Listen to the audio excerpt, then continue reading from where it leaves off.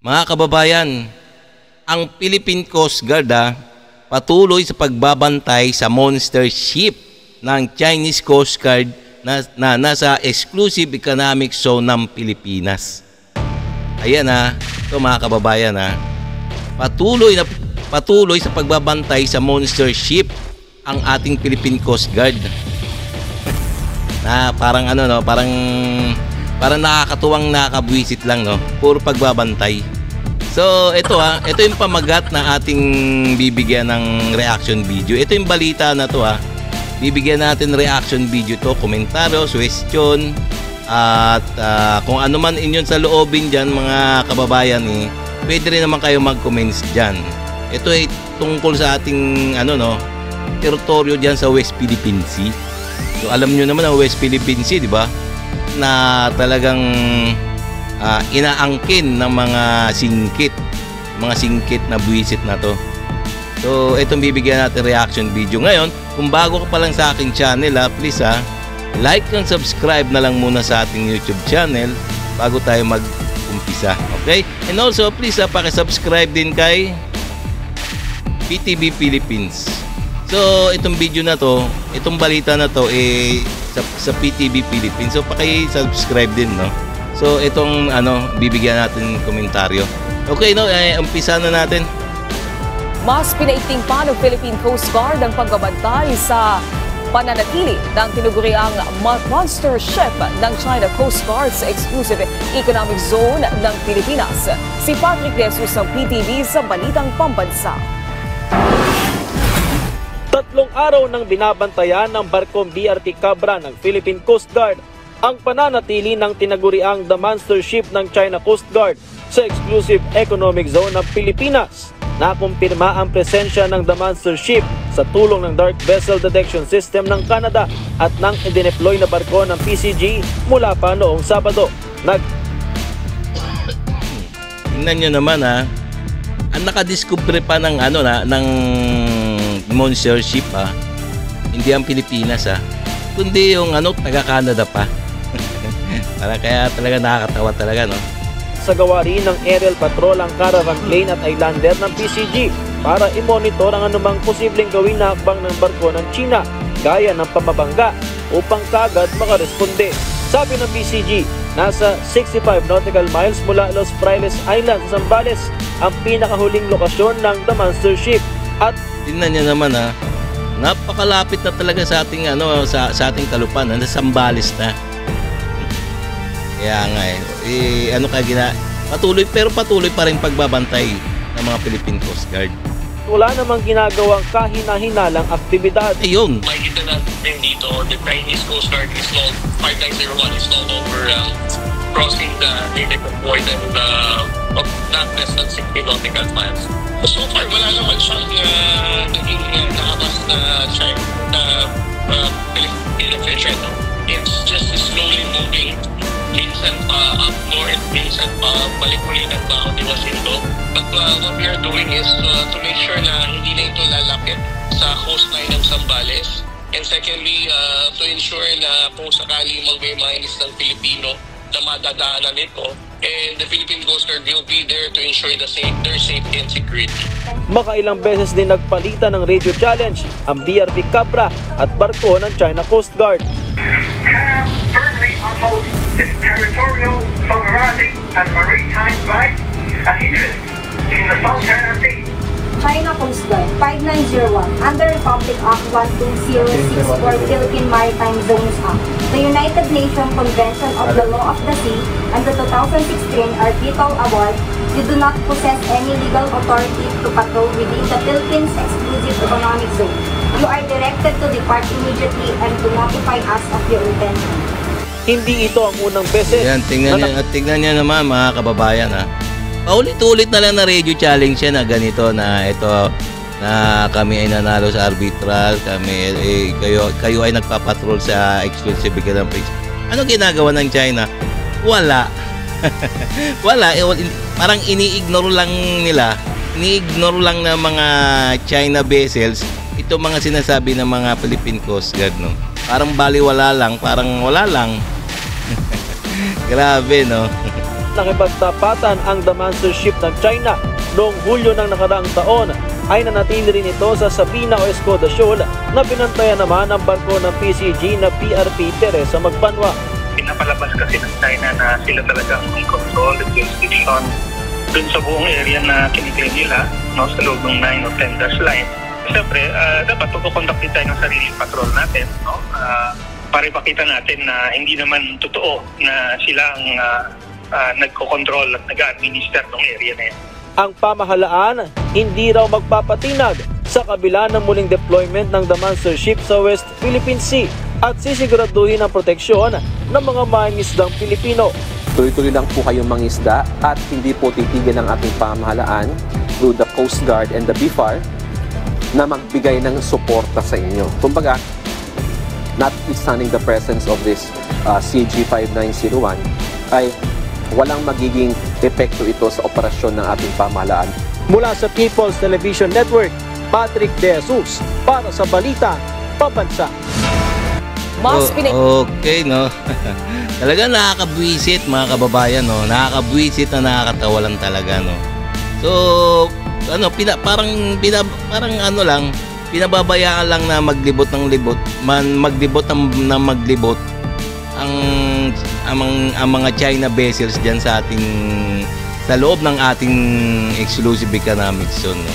Pero kung sa ibang bansa siguro 'yan, no, hindi lang babantayan 'yan, no, hindi lang titignan, no.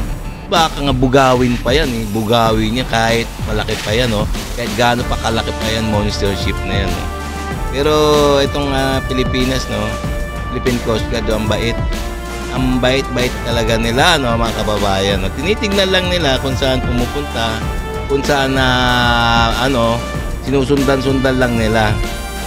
Sabi daw ng Philippine Coast Guard, wala naman daw ginagawang masama.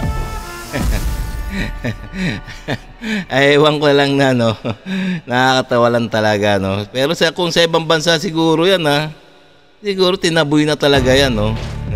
Kaya siguro namimihasa yung mga mga China, no. Mga China diyan sa ating teritoryo, no. Kasi wala man lamang sumisita.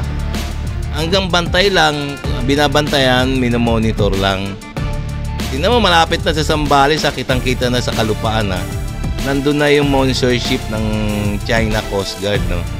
Pero wala pa rin ginawa ating Philippine Coast Guard kundi magbantay. Pero maganda din naman 'yan, no, 'di ba, magbantay. Magbantay, magmonitor. Sumunod-sunod na parang buntot. Doon sa monster ship ng China. 'Di ba, no? So, okay, no, mga kababayan. Ay nako, mga kababayan, no, tingnan niyo naman, talagang nakakabwisit na nakakainis na nakakatawa lang talaga, no. Yung mga nangyayari diyan sa West Philippine Sea, no. So, pwede rin naman kayo magkomentaryo diyan, mga kababayan, Tsaka ito, titignan natin yung mga komentaryo ng mga taong bayan ito. Ayan. Ayan. Okay, tignan natin, basahin natin mga komentaryo. Ito, nakakagigil, teka. Nakakagigil, kahit walang hinaharas yan, palayasin yan.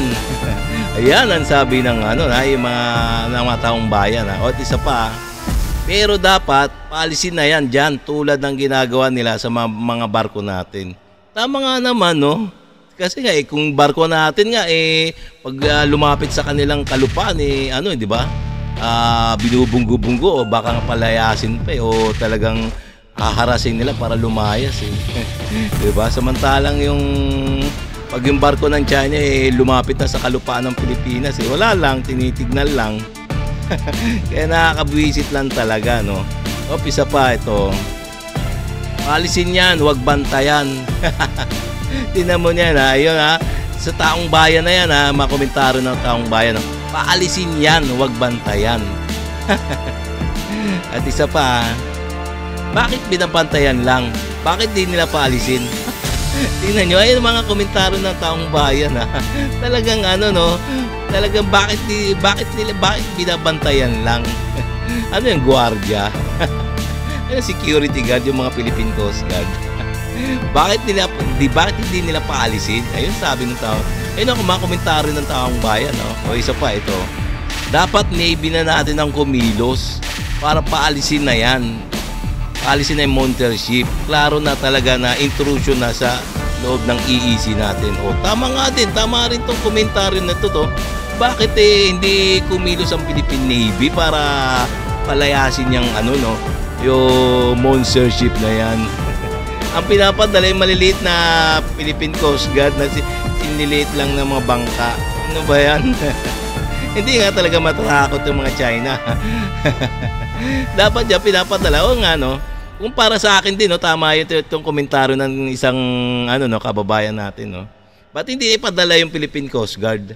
Ay, hindi, bakit hindi ipadala yung Philippine Navy para yun ang magtaboy sa sa China Coast Guard kahit gaano kalaki ang Monster Ship na yan. Pag Philippine Navy man nagtaboy, sigurado na yan. Siyempre, lalayas yan sa ating teritoryo, di ba? Isa pa ito, ha. Nako naman, bakit binabantayan lang? Dapat paalisin ninyo sa sunod. Sa sunod dadami na sila dyan kahit wala kayong action hanggang binabantayan nyo lang. Tama. Bakit hindi pinapaalis?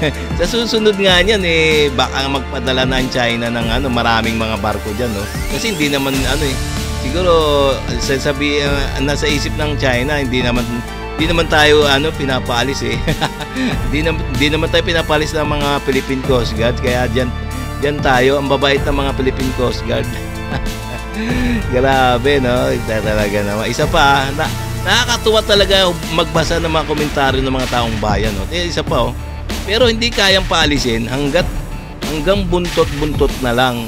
Unahin pa kasi ninyo mangurakot mga politiko. Ayan, hindi ako nagsabi niyan, ha. Yung komentaryo yan, ha. Komentaryo, tingnan mo. Ba't hindi paalisin hanggang buntot-buntot lang? Uunahin pa kasi ninyo kasi mangurakot mga politiko. Grabe, yan, ha. Ayun, komentaryo na isang netizens yan, ha. Grabe, no. Napunta sa politiko, no. At isa pa, ayan, ito pa, ipadala dyan yung mga DDS. Napunta sa politika yung mga komentaryo ng mga taong bayan, O isa pa, nakakatawa talaga, no. Nakakatawa yung mga komentaryo ng mga netizens, no. Ito pa, Monsters ba yan? Mukhang butiki lang naman yan, Grabe, no. Mukhang butiki lang. Nakakatawa talaga mga komentaryo, no, mga kababayan. Isa pa, kahit walang ginagawa yan, dapat paalisin dyan. Anong hinihintay nyo, Pasko, bago mapaalis yan? Nakakatawa talaga yung mga komentaryo. Tingnan mo. Anong dapat paalisin nyo na yan? Anong hinihintay nyo, Pasko, bago mapaalis yan? Nakakatawa talaga yung mga mga komentaryo ng mga taong bayan. O isa pa, nakakatawa talaga magbasa Ayan, isa pa. Pabangga na lang din sana ng mga malaki ang commercial ship kung wala tayong malaking pangbunggo sa barko na yan. O tingnan mo, meron nag-advise din ng taong bayan, yung kung may mga malalaki tayong mga commercial ship, ayun na lang daw pambangga doon sa Monster Ship ng China. Okay, isa pa, nakakatawa talaga yung mga taong bayan ng mga komentaryo, no. Wala na talaga, sabihin nila sa kanila na rin yan. Garapala na talaga, galawan na ma-inject, palayasin na yan. Talaga nakakatawa lang talaga, no, mga kababayan. So, hanggang dito na lang tayo. Nakakatawa lang talaga yung mga komentaryo. Okay, no, mga guys, mga kababayan, kung nagustuhan nyo yung mga ganito mga komentaryo, reaction video, please kung bago pa lang sa aking channel, like and subscribe na lang muna sa ating YouTube channel. At nang sa ganun, maikalat pa ni YouTube ang ating mga video sa iba pang mga netizens. Okay? Salamat po.